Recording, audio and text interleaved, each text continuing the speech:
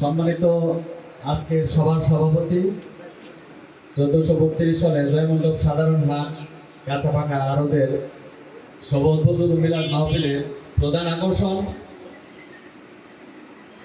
জনাব মোহাম্মদ কামরুল হাসান সোহাগ স্যার, উপজেলা নির্বাহী কর্মকর্তা। এখানে উপস্থিত আছেন সিঙ্গার উপজেলা বিএনপি তথা বিভিন্ন অঙ্গ সংগঠনের নেতৃবৃন্দ, জয়মণ্ডপ ইউনিয়ন সাধারণ হাটের ব্যবসায়ী, কৃষক, ক্রেতা বিক্রেতা, সাধারণ জনগণ সকলের প্রতি আমার সালাম, আসসালামু আলাইকুম। আমরা অত্যন্ত আনন্দের সাথে জানাচ্ছি যে 1432 সনের সিঙ্গার উপজেলায় বিভিন্ন হাট বাজার এজারা হয়েছে। তোর মধ্যে জয়মণ্ডপ সাধারণ হাটের ইজারাদার জনাব আলামিন পাল কনিষ্ঠ ইজারাদার। তো সেই সাথে এই কনিষ্ঠ ইজারাদারের আপত্তিক্রমে আমরা মহোদয়কে অনুরোধ জানাই যে আমাদের এই মিলাদ মাহফিলে আসার জন্য। তো আমাদের ব্যর্থতার কারণে আমরা সঠিক সময়ে আনতে পারিনি, এর জন্য আন্তরিকভাবে দুঃখিত। তো আজকে স্যারে সেই সময়টুকু দিয়েছেন, আমরা অত্যন্ত আনন্দের সাথে স্যারকে স্বাগত জানাই, শুভেচ্ছা জানাই।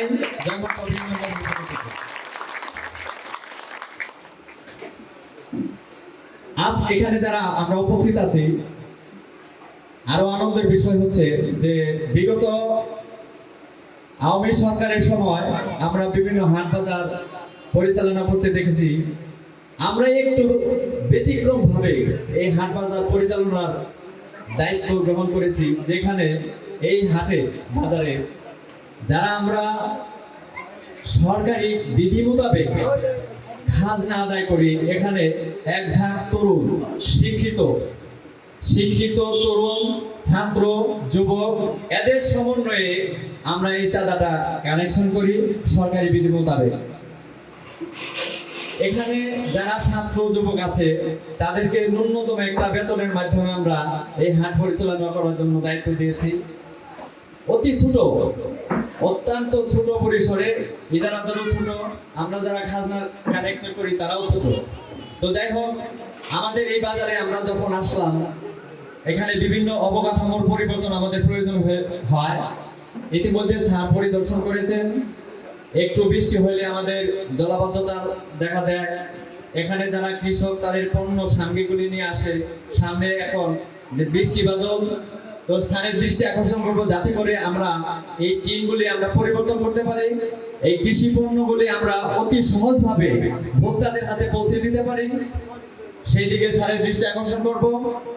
এখানে আরেকটি কথা বলতে হয় যে বিগত সরকারের সময়ে এই বাজারে একটি কাঁচাপাকা আড়তের আবির্ভাব ঘটে। সেই আড়তটি পরিচালিত হইতো আওয়ামী দ্বারা। তো এখানে সরকারি স্বার্থ জড়িত আছে। তো প্রেক্ষাপট পরিবর্তন হওয়ার পরে যখন আমরা ইজারা গ্রহণ করলাম, আপনি সেই আড়তটি বন্ধ হয়ে যায়। আমাদের পিছনে থেকে তারা বিভিন্ন কলকাঠি নাড়াচাড়া করতেছে যে যাতে করে আমরা সঠিক মতো এই কৃষি পণ্যগুলি আমরা ভোক্তাদের হাতে পৌঁছে দিতে না পারি। এই জন্য তারা বিভিন্ন সময় বিভিন্ন ভাবে আমাদেরকে প্রয়োজনামূলক বিভিন্ন অপকর্মের সাথে বা তুলনা করে আমাদের বাধাগ্রস্ত করতেছে। তো স্যারের দৃষ্টি আকর্ষণ করব যে আমার এই কৃষি প্রধান এলাকা, এখানে কৃষকরা যাতে নাকি সহজভাবে এই পণ্য সামগ্রীগুলি ভোক্তাদের হাতে তুলে দিতে পারে, আমরা যাতে কোনো বিভ্রান্তি না করতে পারি। আপনি অবগত হবেন যে পাশেই এই অবস্থানটা তৈরি, যে আমি এই সরকারের সময়ে বিভিন্ন নামে বেনামে এই প্রতিষ্ঠানকে রক্ষা করার জন্য তারা অপপ্রয়াস চালাচ্ছে। আমরা জানি যে কোটি কোটি টাকার সম্পদ হাজার হাজার টাকা বিক্রি করে দিয়ে তারা বিভিন্ন ভাবে এই সম্পদ রক্ষা করার জন্য প্রতিনিয়ত বিভিন্ন ভাবে তারা অবতরণ করে আসছে। স্যারের মাধ্যমে জানতে যাব যে আমরা এই ইজারা পাওয়ার পরেই যে তারা এখানে তাদের বৈধতা আছে কি নাই।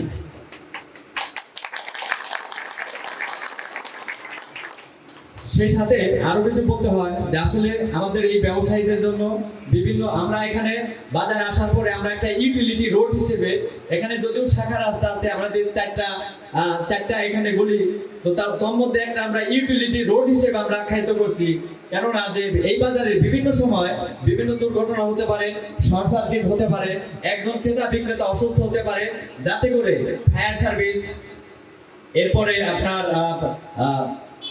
কি বলে ফায়ার সার্ভিস, এরপরে অ্যাম্বুলেন্স, স্ট্রাইকিং ফোর্স যাতে অতি তাড়াতাড়ি এই বাজারে আসতে পারে, ঢুকতে পারে ব্যবসায়ীদের জন্য সুযোগ সুবিধার জন্য আমরা ওখানে এই রাতটাকে আমরা সবটা সময়ে পরিষ্কার পরিচ্ছন্ন রেখেছি এবং রাখবো। আমরা একটা কথা বিশ্বাসী যে উদ্দেশ্য সৎ থাকলে আল্লাহ কবুল করেন। কথাটা ছোট, উদ্দেশ্য যদি সৎ থাকে আল্লাহ কবুল করেন। আমরা ব্যবসা করার জন্য এসেছি সত্য, কিন্তু আমরা অবকাঠামো পরিবর্তনও চাই। যুবকরাই পারে সবকিছু করার জন্য।